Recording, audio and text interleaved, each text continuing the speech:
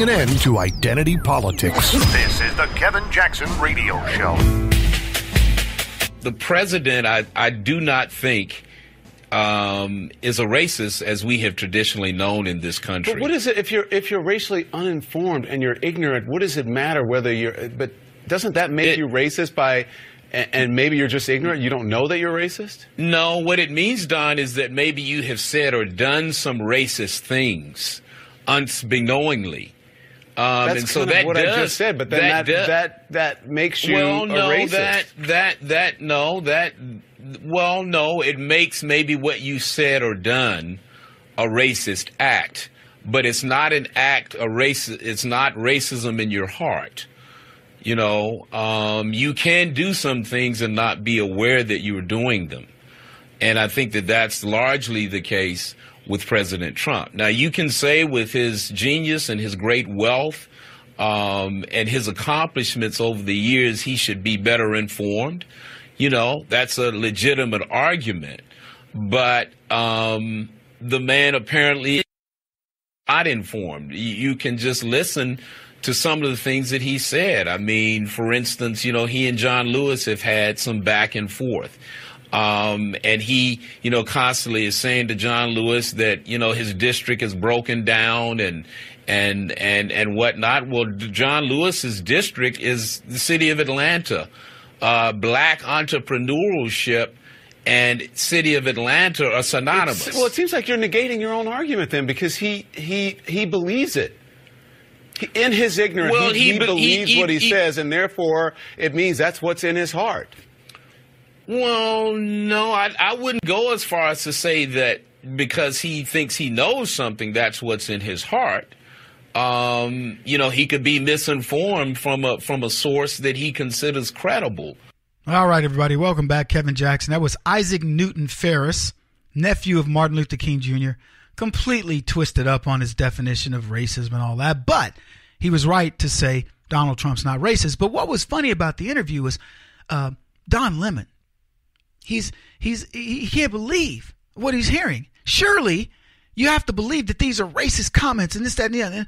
And I come back to this idea that, no, you don't have to believe that. You can look for racism and pretend that that's racist, but it's not.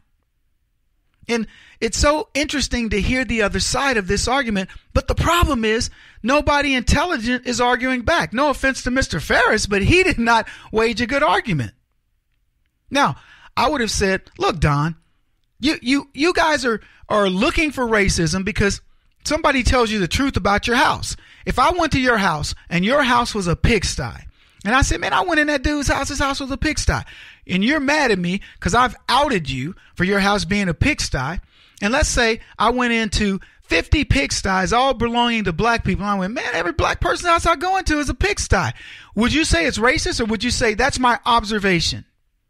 I mean, I've given enough examples of how this is such a lunacy to be discussing this over and over and over. These guys hear racism wherever, they hear it in the wind. They see it in the tree leaves as they blow. Look at that. Look at that. They see it in the clouds. Look at those. Ooh, look at them. Racist. They see it everywhere. Google academic racism, stuff like that. You'll be shocked what you come up with. Math is racist. Hard work is racist. And I could go on. The craziest notions on the planet are that the left are going to tell you are racist. It just boggles the mind. And it makes a guy like me wonder, what's your agenda? Explain to me what isn't racism. Even when there is no racism, you know what the left says? You aren't aware of it. That's what Don Lemon is alluding. You're too ignorant to even know that you're racist when you're not being racist because it's latent inside of you. Okay, so it's kind of like my latent blackness, right? I could be black. So Don, explain to me this. If I can be whatever I want to be, and I profess to be black at this moment, am I now still a racist? I'm just using their own logic against them. I don't get this. So what do? I believe that, and this comes up because, as I say all the time, you guys say things to me like, Kevin, I could say the things that you say if I was if I was black. And I go, no, I'd say this if I were white. And I talk about feminism. I'm not a woman, but I criticize feminism all the time. I've criticized feminism in meetings with Fox executives who, by the way, the top 3 that I deal with are all women. And I criticize it. I tell them this. I think feminism sucks. I love that you ladies are in power. Technically, you're signing my deals. I work for you. I have no problem with that. But I have to believe you got here on merit. Because if I believe that you got here because for any other reason, then I don't have any respect for you. I believe you got here on merit. And unless I'm told otherwise by you, I'm going to believe that. I believe you're good at what you do. I believe that's why you got hired. I believe that's why Rupert Murdoch flew in here, had a meeting. I was in New York when this occurred, when there was a big change going on at Fox. And Suzanne came into my meeting, says, Kevin, I'm in a meeting with Rupert, but I wanted to make sure I saw you. And I said, I'm glad you did. And, to leave her meeting with Rupert Murdoch to come see little old me. And I said, you know what? That shows me you respect. You respect my work. I respect yours. She knows I respect her work. A lot of changes going on there, but you can't be afraid to say what it is and who you are. And this is where I talk about the laws of attraction. Many people believe that the law of attraction is about finding love, and you hear things like opposites attract. But instead, it's about willing one's fate. Now, theologians may argue that God knows one's fate. Perhaps. I believe that. But it can't hurt to think positive thoughts. And the way you think positive thoughts is you say, it's all God's plan. Whatever happens, it's all God's plan.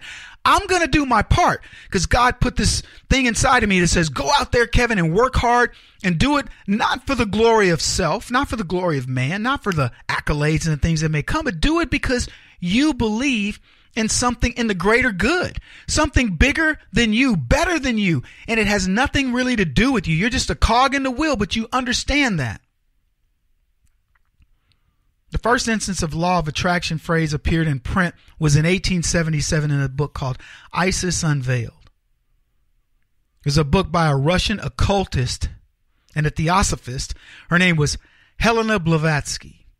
And there's no sense in going into all the details around her book, but the essential belief of the law of attraction is that by focusing on positive or negative thoughts, you can bring positive or negative experiences into your life. The belief is based on the idea that people and their thoughts are both made from pure energy, and through this process of like energy attracting like energy, a person can improve their health, their wealth, their personal relationships. It's difficult to argue what optimism does to your life.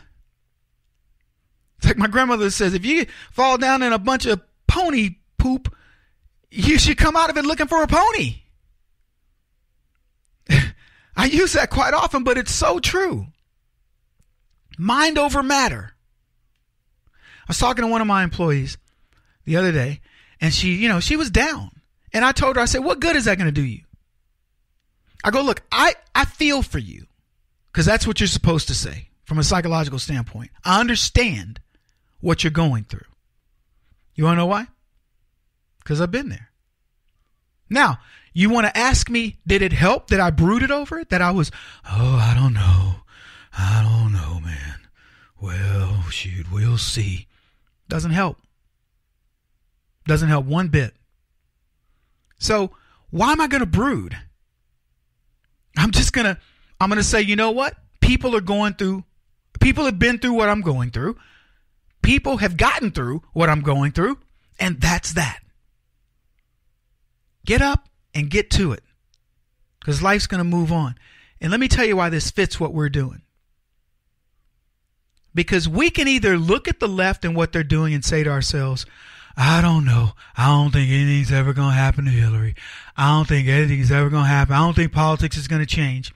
And I'm looking around here, folks, and I'm seeing politics changing right before your very eyes. Every single day, positively in our favor. And I hope that you finally get it within yourself, that you say, I'm out of the closet. I'm all in for Donald Trump and his policies, not Trump, his policies. I'm in for Trump's policies. We don't have to be all gung-ho over the man, but we can doggone sure support what works. Talk about your portfolio. Talk about how good you feel, why you went out and bought something, why you're going to start a business for yourselves. Got to leave it there. He won't stop until he's the top-rated radio talk show host in America. What kind of weird competitive freak are you? This is the Kevin Jackson Radio Show.